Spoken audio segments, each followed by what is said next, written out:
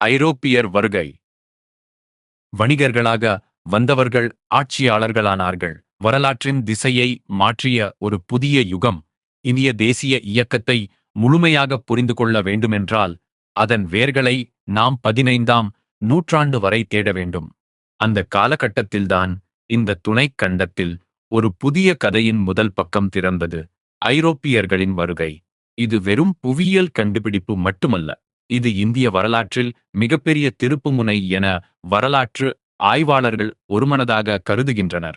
ஆரம்பத்தில் வணிக நோக்கத்துடன் மட்டுமே வந்தவர்கள் காலப்போக்கில் அதை அரசியல் ஆதிக்கமாக மாற்றினர்.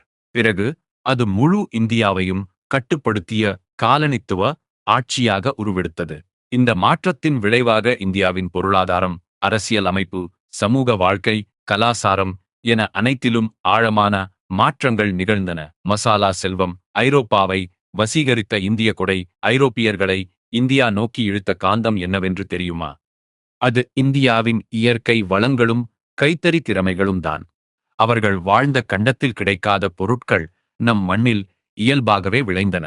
மிளகு, லவங்கம், கிராம்பு, பட்டை, இஞ்சி, தேங்காய், சர்க்கரை, சாயப்பொருட்கள், மஸ்லின் கைத்தறி ஆடைகள், இவற்றை ஐரோப்பியர்கள் மசாலா செல்வம் என்று அழைத்தனர். இந்த பொருட்களுக்காக பெருங்கடல்களை கடக்கவும் மாதக்கணக்கான ஆபத்தான கடல் பயணங்களை மேற்கொள்ளவும் தயாராக இருந்தனர் என்றால் அவற்றின் மதிப்பை நீங்களே புரிந்து கொள்ளலாம். உலக வணிகத்தின் மையமாக இந்தியா திகழ்ந்ததற்கு இந்த வளங்களே காரணம். 500 ஆண்டுகளாக நடைபெற்ற 3 பெரும் பாதைகள். ஐரோப்பாவிலிருந்து இந்தியாவை அடைய அக்காலத்தில் 3 முக்கியமான வழித்தடங்கள் பயன்படுத்தப்பட்டன.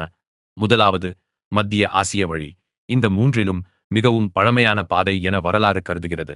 ஆப்கானிஸ்தான் கடந்து காஸ்பியன் கடல் தாண்டி கருங்கடல் வழியாக ஐரோப்பாவை இணைக்கும் இந்த பாதை நூற்றாண்டுகளாக தங்கு தடையின்றி செயல்பட்டது. இரண்டாவது பாரசீகம் சிரியா வழி. இது ஐரோப்பிய சந்தைகளுடன் நேரடி இணைப்பு கொண்டிருந்த பாதை. பாரசீகத்திலிருந்து சிரியா வழியாக அலெக்சாண்ட்ரியாவை அடைந்து மத்தியதரை கடலில் கப்பலில் ஐரோப்பாவை சேர்வதே இதன் தடம். மூன்றாவது அரபிக்கடல் வழி. இதுவே கடல் வணிகத்தின் முதன்மை பாதையாக கருதப்பட்டது. அரபிக்கடல் வழியாக பாரசீக வளைகுடா அல்லது செங்கடல் தாண்டி இந்தியாவிலிருந்து ஐரோப்பாவை சேரும் இந்த 3 வழிகளும் அக்கால உலக வர்த்தகத்தின் உயிர் நரம்புகளாக விளங்கின. கான்ஸ்டாண்டினோப்பிள் வீழ்ந்தது. புதிய வாய்ப்பு திறந்தது. அந்த அமைதியான வணிக ஒழுங்கை 1453இல் ஒரு பேரழிவு தகர்த்தது. ஆட்டோமானிய துருக்கியர்கள் கான்ஸ்டாண்டினோப்பிளை கைப்பற்றினர். நிலவழி வணிக பாதைகள் முடக்கப்பட்டன. இதற்கு முன்பே 8ஆம் நூற்றாண்டிலிருந்து அரேபியர்கள் கடல் வணிகத்தை தங்கள் கட்டுப்பாட்டுக்கு கொண்டு வந்திருந்தனர். இடையிலிருந்த அனைத்து பொருட்களிலும் வரி வசூலித்தனர். இரண்டும் சேர்ந்தபோது ஐரோப்பாவில் பெரும் மசாலா பற்றாக்குறை தோன்றியது. தேவையிருந்தால் மனிதன் வழி கண்டுபிடிப்பான். அதுவே நடந்தது. இந்தியாவுடன் நேரடி வணிகம் செய்ய புதிய கடல் வழி கண்டுபிடிக்கும் போராட்டம் ஐரோப்பா முழுவதும் தொடங்கியது. இந்த ஒரு கண்டுபிடிப்பு வேட்கை உலக வரலாற்றை முற்றிலும் மாற்றியது என்பது மிகையல. வாஸ்கோ டா காமா முதல் கொலம்பஸ் வரை அத்தனை கடற்பயணிகளும் கடலில் இறங்கியதன் ஒரே காரணம் இந்தியாவை அடைவது. இந்தியாவின் வளம் மட்டுமல்ல, அதை நோக்கிய ஐரோப்பியரின் ஆர்வமே வரும் காலகட்டத்தில் இந்தியாவிற்கு நேர்ந்த எல்லாவற்றிற்கும் காரணமாக அமைந்தது.